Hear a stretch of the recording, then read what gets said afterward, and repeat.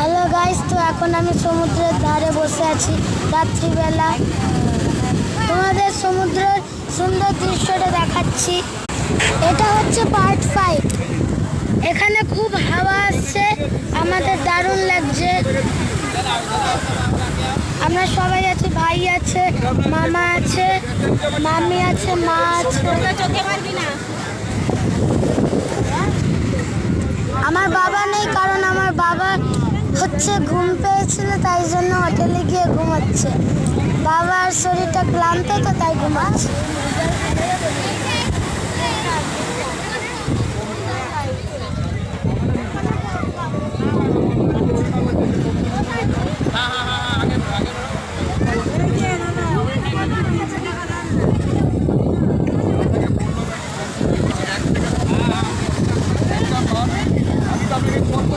অসাধারণ লাগে এই দৃশ্যটা, এই জায়গাটা বসে থাকলে।